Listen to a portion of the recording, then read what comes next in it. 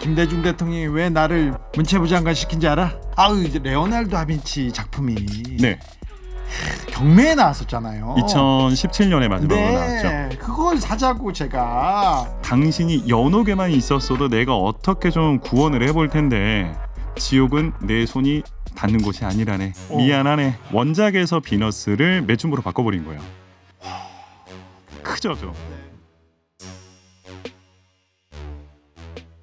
특별히 오늘 제가 그 뉴스를 접했는데요. 피카소의 작품 중에 한국에서의 학살이라는 네. 한국 전쟁에서 학살당하는 그 양민 학살을 이렇게 모티브로 그린 명화죠. 네. 거기에 환경운동가들이 가지고 손을 본드로 붙이는 그런 네. 퍼포먼스를 했어요.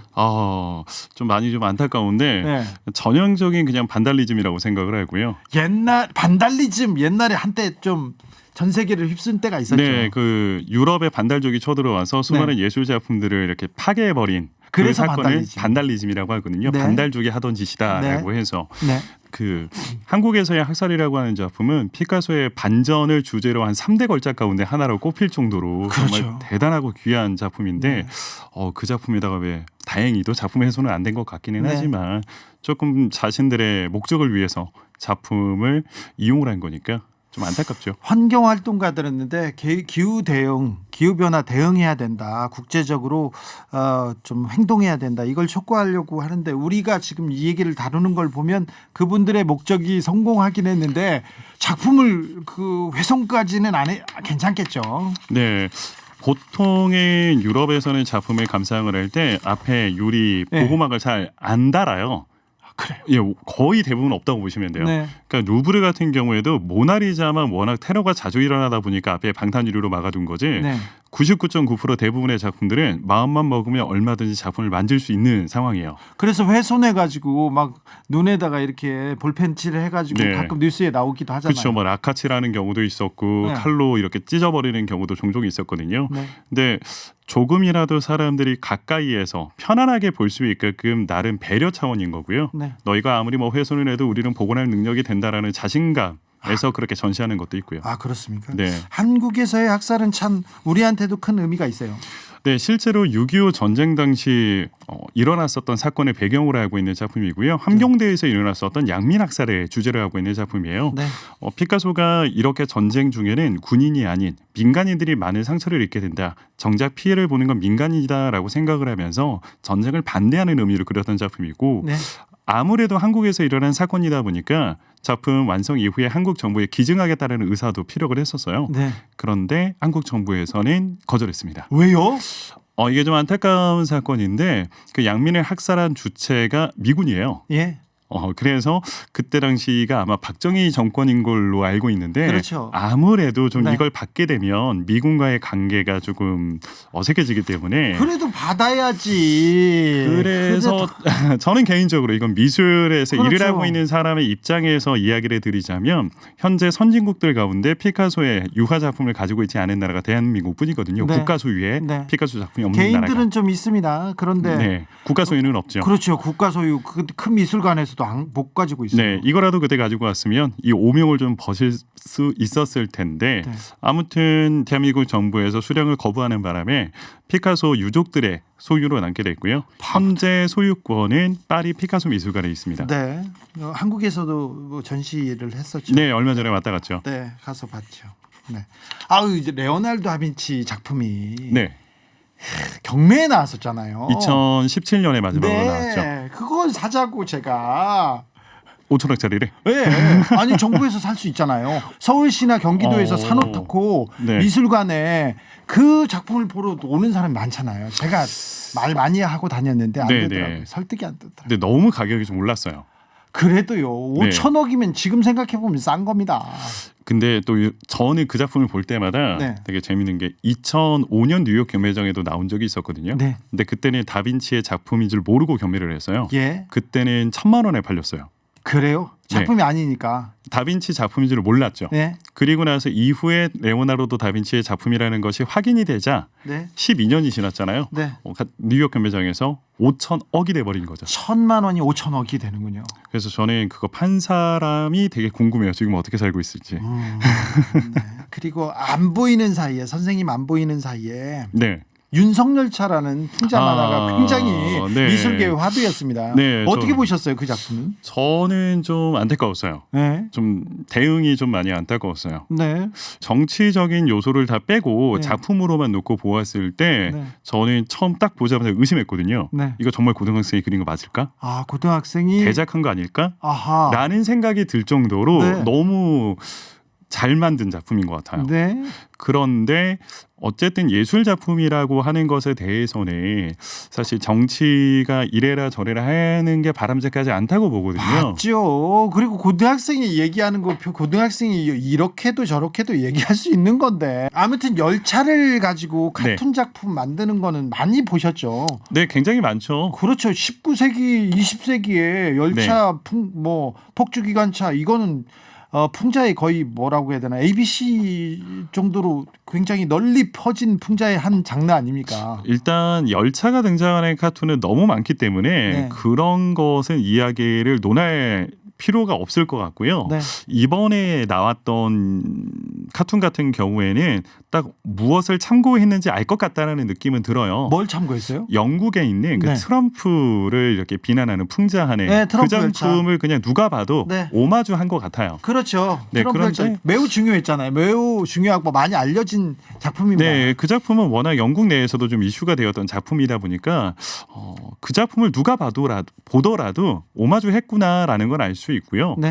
근데 오마주와 표절은 한 끗 차이거든요. 그렇죠. 그리고 풍자라는 데서는 거의 네. 그걸 가지고 비슷한 거를 비꼬잖아요. 네, 그러니까 어차피 오마주라고 하는 게 똑같은 걸 가지고 컨셉을 살짝 바꿔가면서 자기 스타일로 재해석을 하는 걸 오마주라고 이야기를 하거든요. 네. 그래서 풍자 계통에서의 오마주라고 하는 것은 너무 전형적인 방식이기 때문에 네.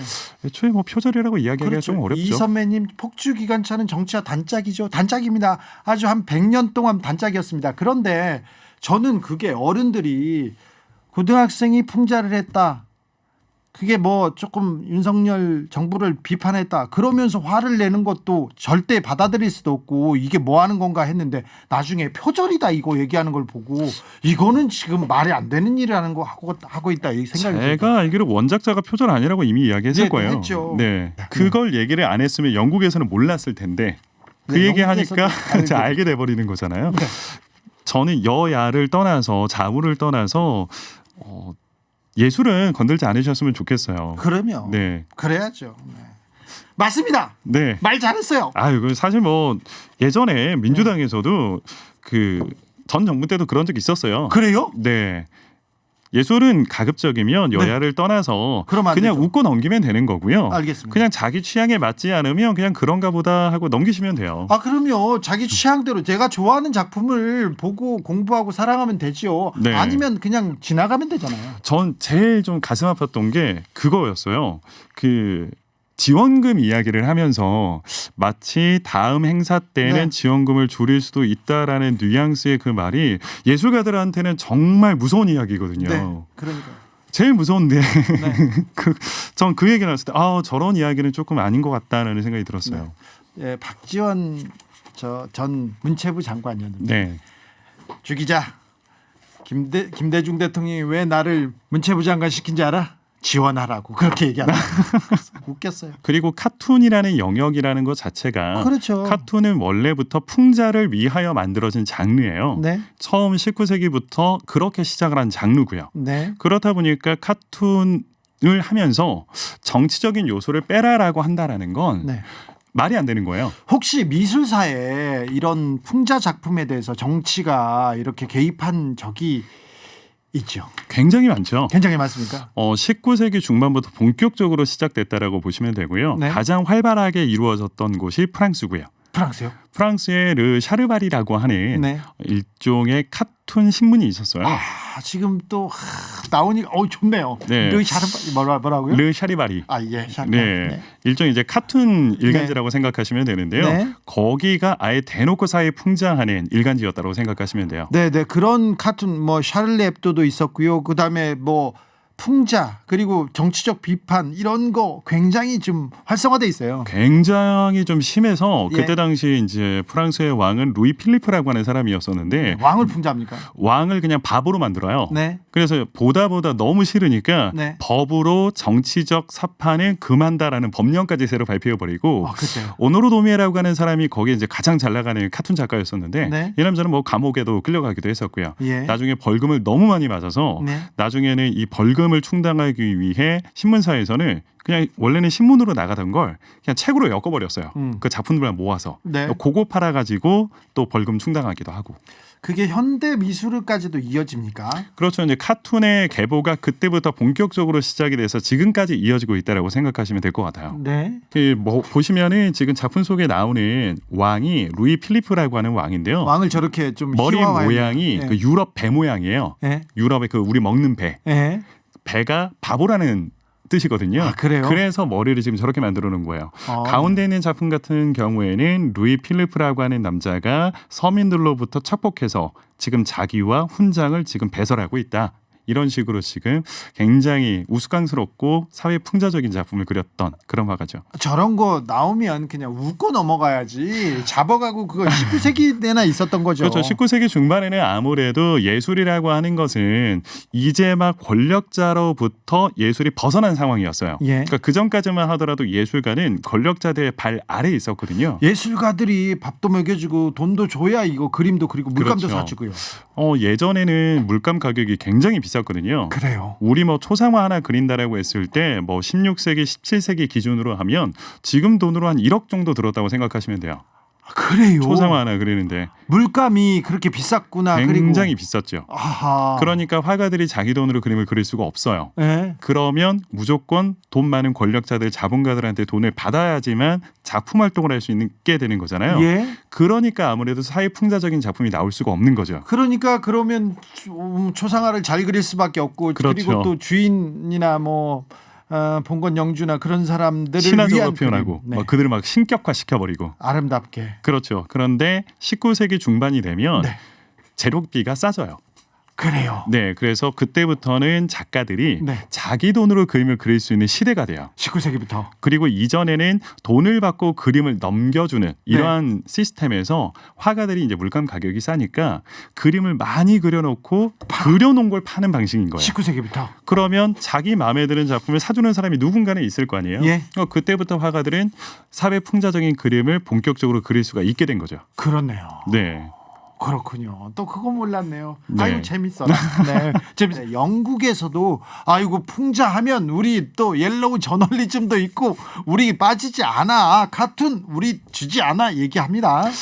사실 이 카툰이라고 하는 장르를 처음 만든 건 영국이었어요. 그렇습니까? 처음으로 영국에서 뭐 카툰의 아버지가 영국의 이제 길레이라고 네. 원래는 영국에서 이게 처음 만들어지기는 했었는데 네. 이게 엄청 활성화되지는 않았고요. 네. 이후에 이게 프랑스로 넘어오면서 오히려 더 카툰 시장이 프랑스에서 더 커지게 됐죠. 그래요. 길레이. 그때 당시 제국 그 시대의 여러 네. 가지 강대국들이 식민지를 이제 침탈하는 그런 이야기들을 풍자화한 그림들을 많이 그렸던 화가예요. 네. 영국에서 제임스 길레이라고 네. 많은 카툰을 그렸습니다. 아무튼 예술성은 작품성은 프랑스한테 좀 떨어지는 것 같아요. 아무래도 프랑스가 더 많이 그리다 보니까 네. 더 발전할 수밖에 없었던 것 같아요. 지금 길레이 작품은 어떤 부분을 지금 풍자하고 있습니까? 지금 강대국들이 지금 가장 오른쪽 부분을 보시면은요, 네. 강대국들이 지금 식민지로 쳐들어가서 마치 이제 그들을 식사하는 것처럼 그렇죠. 약탈하고 있는 이러한 지구를 잘라먹네요. 네, 당시 정치적인 풍자 작품을 많이 그렸던 네. 사람이라고 생각하시면 되고요. 예. 요게 이제 프랑스로 넘어오면 자국의 정치를 풍자하는 뉘앙스로 많이 바뀌는 거예요. 예. 예전에 처음 카툰이 등장을 했을 때는 아무래도 좀 범지구적인 범세계적인 이야기들을 하다가 네. 프랑스로 넘어오면서는 조금 더 디테일하게 한 사람을 콕 집어서 카툰을 하면서 풍자를 하는 그런 뉘앙스로 좀 많이 바뀌죠. 우리가 알만한 작품, 알만한 작가들도 풍자 쪽으로 이렇게 뭐 이름을 날리고 그랬습니까? 전부 다 이제 19세기 중반부터 프랑스에서 본격적으로 시작했다라고 보시면 되고요. 예. 뭐 쿠르베라든지 쿠르베는 네. 그러니까 네. 그런데요. 아니 그분 터키 대사가 이렇게 네. 돈 대주고 이렇게 후원자 아니었습니까? 아 일단은 그런데 기스타브 쿠르베 같은 경우는 분홍의 아들이었고요. 네. 먹고 사는데 전혀 지장은 없었어요. 그래요. 그래서 약간 또 자기가 그리고 싶은 그림 마음대로 그릴 수 있었던 거고. 네. 근데 쿠르베는 너무 정치색이 좀 강해요. 그렇죠. 그러니까 그냥 극좌파라고 생각하시면 돼요. 네. 그러다 보니까 이 남자가 당시 왕이었던 나폴레옹 3세를 비난하는 그림을 너무 많이 그렸고요. 예. 이게 또 나중에 문제가 돼요. 예. 나폴레옹 3세가 워낙 이제 그림은 잘 그리는데 자기를 좀 욕하는 그림을 많이 그리니까 네. 프랑스에서 최고의 훈장이었던 레종 도네이라고 그 명예 훈장도 이렇게 수여하려고 하거든요. 근데 네. 안 받겠다 그래버려요. 예. 좀 자존심이 많이 상했겠죠. 네. 그리고 나서 보불 정전 때 나폴레옹 3세가 패배하면서 쫓겨나잖아요. 네. 이때 파리 꼬민이라고 네. 최초의 사회주의 정부가 파리에서 만들어지거든요. 파리 코민. 네, 네. 이때 알죠. 배웠지. 문화부 장관하는 사람이 또 쿠르베예요. 그래서 쿠르베가 그때 문화부 장관 되자마자 했던 일이 네. 방동광장에 있는 네. 나폴레옹 1세의 동상을 깨 부셔버렸어요. 네. 원주를. 기둥 위에 있는 나폴레옹 걸 통째로 다 부셔버렸거든요. 예. 나폴레옹 3세가 만든 거예요. 예. 자기 아무래도 뭐 삼촌의 업적을 기리면서 자연스럽게 자기도 그 영광을 보려고 만든 거였었는데 네. 문제는 이걸 부셔버리고 난 이후에 파리 꼬민이 망하잖아요. 네. 다시 들어온 정권이 우파 정권이었어요. 예. 그거 나폴레옹 원주 다시 세우는데 쿠르베 돈으로 하겠다고 해버린 거예요. 네. 그래서 쿠르베가 이제 결국 낼 돈이 없어요. 괜히 예. 그걸 어떻게 다시 내겠어요. 그래서 스위스로 도망쳐서 망명했어요. 그래서 스위스에서 되게 힘들게 살다가 세상을 떠나요. 그렇군요. 네. 아우, 네. 쿠르베 뭐 많죠. 그때 당시 정치 풍자였던 사람은 쿠르베를 시작으로 뭐 네. 에두아르 마네도 너무 유명한 풍자 사회 풍자적인 그림을 그렸던 화가죠. 그렇군요. 네, 여러분들 다 알고 계시는 뭐 풀바디의 점심, 네. 올랭피아 이거 전부 다 사회 풍자하는 그림이에요. 어떤요? 이게 조금 야한 이야기가 좀 많은데 네.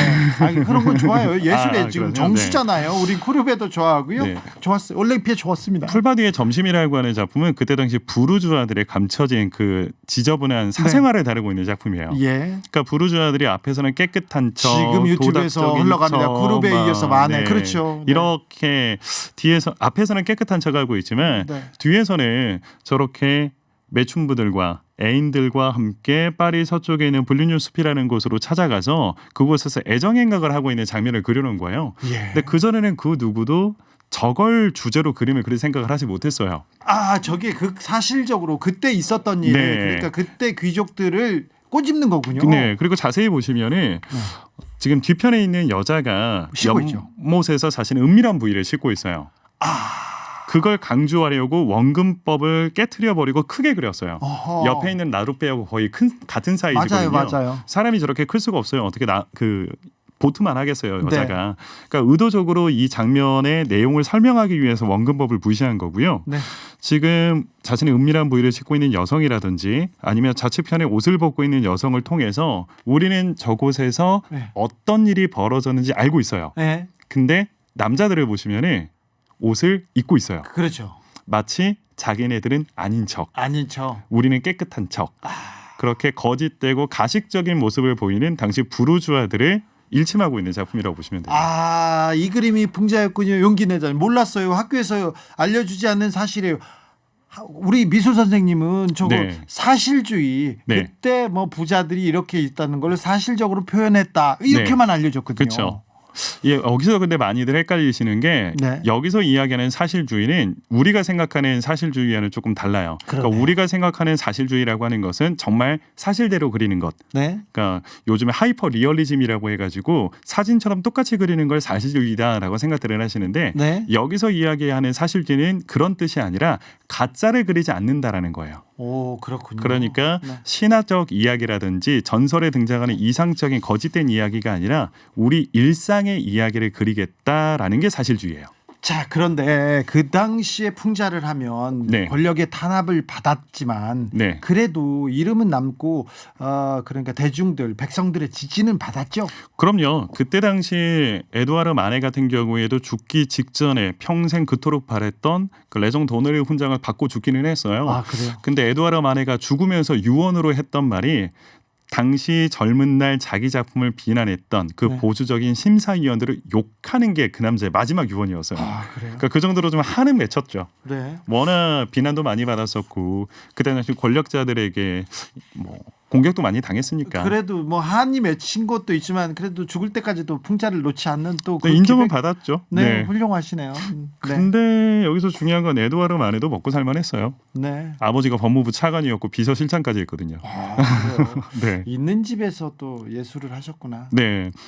그래서 저는 조금 드는 생각이 이때 당시 사회 비난적이고 풍자적인 그림을 그렸었던 사람들은 하나같이 공통점이 먹고 살만해요. 네. 그러니까 이런 거죠. 내 작품 사기 싫어? 괜찮아. 난 먹고 살만해. 네. 그러니까 자기 하고 싶은 말을 마음껏 할 수 있는 거예요. 네. 아, 그렇군요. 에드가르 드가도 그렇고요. 그때 네. 당시 사회 풍자적인 그림을 그렸던 사람들은 대부분 다 그랬어요. 다른 풍자 작가 아니면 작품 하나만 더 설명해 주십시오. 조금 전에 잠깐 이야기했던 에드가르 드가라고 네. 하는 작가인데요. 드가 이것도 발레 네. 많이 그렸죠. 그때 당시 발레는 지금 우리가 생각하는 발레와는 조금은 달라요. 그런 것 같아요. 발레가 이탈리아, 프랑스에서 이렇게 전성기를 누리고 난 이후에 그때 당시 발레의 중심지는 프랑스가 아니고 러시아였어요. 예.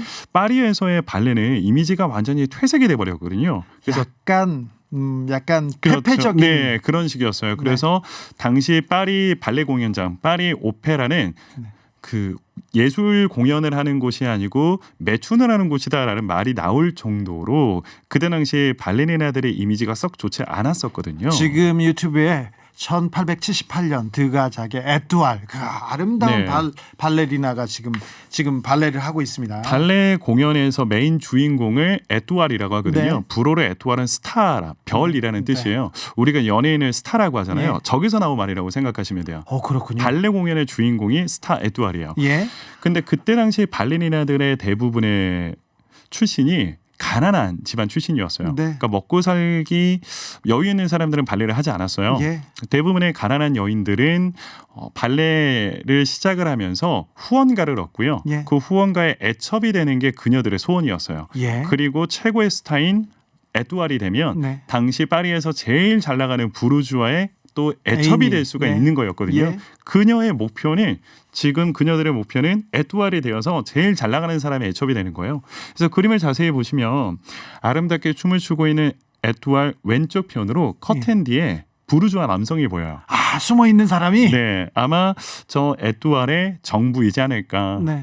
뭐 그렇게 의심을 하는 거죠. 그렇게 권력자들을 풍자하고 네. 있군요. 고등학생이 네. 이렇게 그림을 그리기 시작하고 그것도 또 풍자를 알고 풍자를 하려면 많이 알아야 되잖아요. 그렇죠. 뭐 사회적인 관심이 있지 않으면 네. 뭐 풍자를 할 수도 없죠. 고등학생이 사회적인 관심을 갖는 거는 칭찬할 만한 일인 거 아니에요? 그럼요. 요즘에 관심 갖는 친구들이 많지 않을 것 같은데. 그러니까요. 네. 이건 칭찬할 만한 일인데 옛날에 이게 네. 풍자를 이렇게 탄압했다가 어떤 작가를 탄압했다가 네. 어떤 작품을 탄압했다가 엄청 유명해지는 역효과를 낳는 그런 경우도 있죠.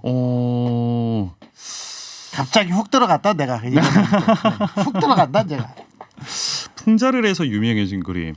뭐 에두아르 마네 같은 경우에도요. 오히려 네. 비난이 키워버린 화가라고 볼 수 있어요. 처음에 받았을 때는 네. 비난받았어요. 네, 너무 비난받았어요. 아, 너무 비난을 받아서 욱해서 나온 게 올랭피아예요.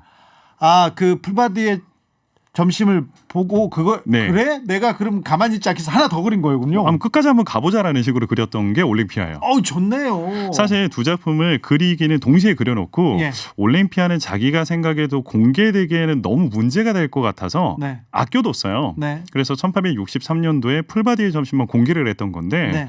너무 욕을 먹으니까 그래?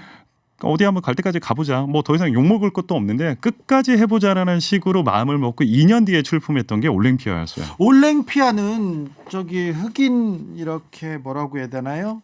네. 도와주는 사람하고요. 네. 그다음에 이렇게 아름다운 주인이 이렇게 있습니다. 네. 뭘 꼬집은 거죠? 일단은 제목부터 문제였는데 올랭피아라는 말이 그때 당시 프랑스에서는 매춘부로 쓰이던 단어예요. 아, 그렇군요. 그러니까 제목이 매춘부인 거죠. 아, 네. 그러니까 일단은 당시 부르주아들 입장에서는 그림 보기 전부터 욕했어요. 아, 그 매춘부를 이렇게 드리고 매춘부를 정부로 삼는 것, 이 얘기를 하는 것이 금기였군요. 네, 그렇죠. 어떻게 신성한 예술을 가지고 저런 주제를 담아낼 수가 있느냐라는 뜻이고요. 그렇죠. 예술은 그때는 있는 사람들, 귀한 그렇죠. 사람들의 전유물인데 그렇죠. 이런 작품을 만들다니. 그러니까 고지식한 부르주아들이 애인들과 함께 문화생활을 하기 위해서 살롱존에 찾아가 수많은 걸작들을 감상을 하는데 그 가운데 작품 제목 매춘부가 걸려 있으니까 네. 인정할 수 없었던 거죠. 그래요. 그리고 가서 봤을 때는 더 논란이 됐던 이유가 저 작품은 르네상스의 위대한 걸작을 오마주한 거예요. 그렇죠. 그래서 더 문제가 돼요. 네. 티치아노의 네. 우르비노의 비너스라는 작품인데 네. 원작에서 비너스를 매춘부로 바꿔버린 거예요. 크죠 좀. 네. 크네요. 그리고 사람들이 작품 보면서 설마 저게 매춘부겠어라고 오해할까봐 작품 속에 등장하는 여인이 매춘부가 확실하다고 여러 가지 증거들도 막 그려놨어요. 옆에다가 일단 여자가 꽃을 꽂고 있다. 네. 내가 꽃 같은 상품이다라는 뜻이고요. 원래 원작에서는 백인 시녀가 등장하는데 지금 작품에서는 흑인 시녀가 등장하고 있잖아요. 19세기 중반 파리 매춘부들의 시중을 드는 여성은 다 흑인이었어요. 아, 그렇군요. 그리고 원작에서는 침대에 강아지가 등장하는데 여기는 고양이죠. 여기는 고양이에요. 네. 고전주의에서 강아지는 도상학적 의미가 충성이에요. 예. 근데 고양이는 반대로 바람입니다. 그러니까 지금 바람 피우는 현장이다라는 뜻이에요.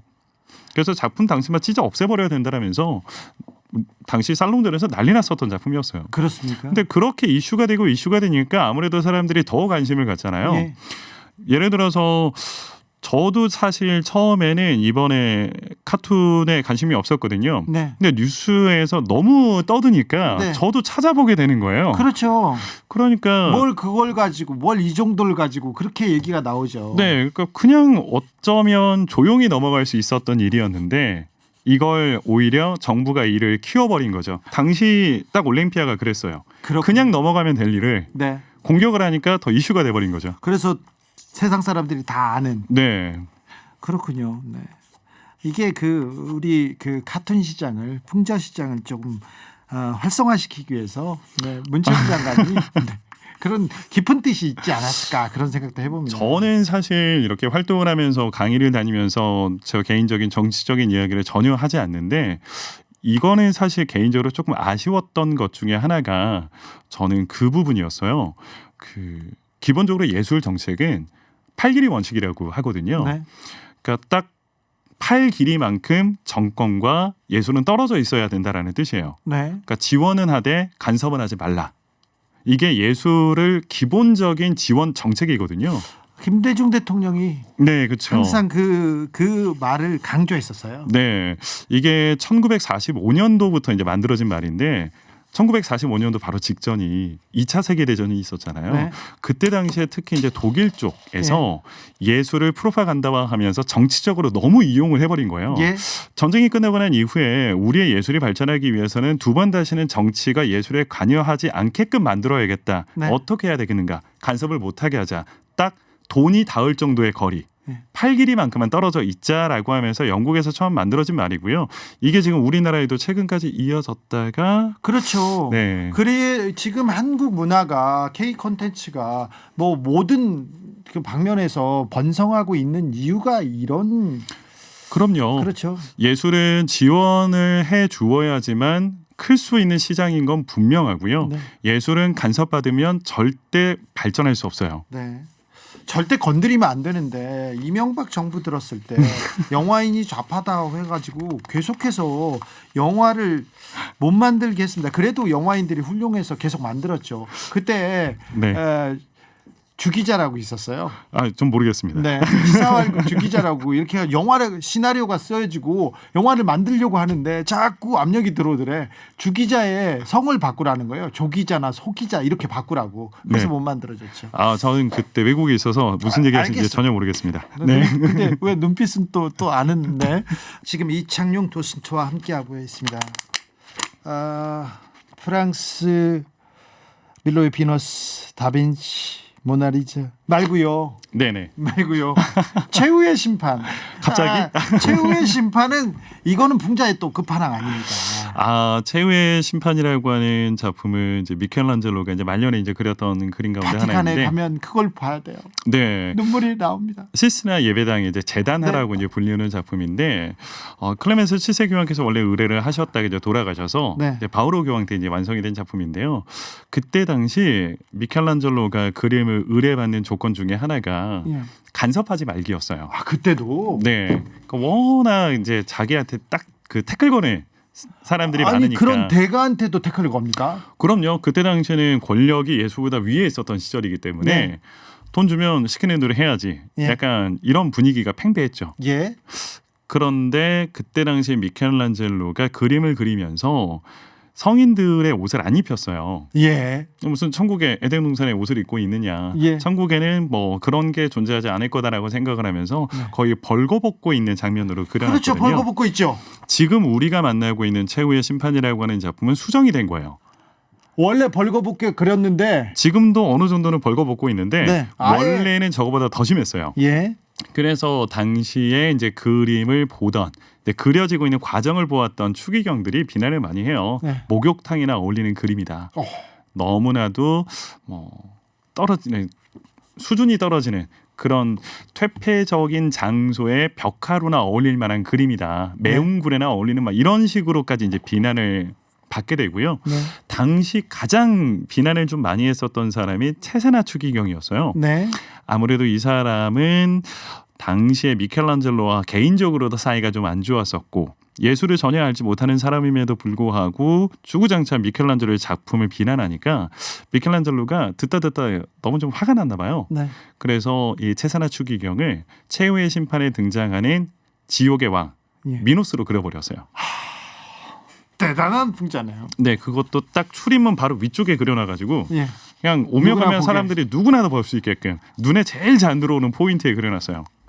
그래서 나중에 이제 체세나 추기경이 너무 이제 화가 나잖아요. 그래서 이제 교황님께 찾아가서 바로 교황님한테 자기 좀 이렇게 어떻게 좀 해달라. 이렇게 이제 부탁을 해요. 좀 지워달라, 수정 좀 해달라. 근데 교황님께서 그때 당시 단칼에 거절하셨거든요. 그래요? 네, 이유가 있어요. 미켈란젤로가 교황님은 베드로 성인으로 그려놨어요. 그러니까 베드로 성인 얼굴에 교황님 얼굴을 집어넣어버린 거예요. 교황님 입장에서는 수정하기 싫죠. 자기는 이미 베드로 돼 있는데. 그래서 우스갯소리로 체세나 자기가 연옥에만 있었어도 당신이 연옥에만 있었어도 내가 어떻게 좀 구원을 해볼 텐데 지옥은 내 손이 닿는 곳이 아니라네. 미안하네. 이런 식으로 넘어갔다라는 그런 우스갯소리가 전해지죠. 너무 재밌네요. 네. 왜 수정을 하나요? 옷 입으면 수준이 올라가나요? 예전이나 지금이나 권력자들이란 그럼에도 불구하고 예술가들은 끊임없이 풍자를 하고 자기 생각을 이렇게 머리 깨지면서 계속 그려 넣네요. 원래 세상의 권력에 순종하는 사람이라면 그런 성격을 가진 사람이라면 위대한 예술가로 선정하기가 조금 힘들 것 같아요. 그렇죠. 금기를 깨고 그리고 금기에 도전하고 그렇죠. 물론 세상에 순종했던 예술가들도 있죠. 하지만 당대에는 성공했을지는 몰라도 역사에는 남겨지지는 않죠.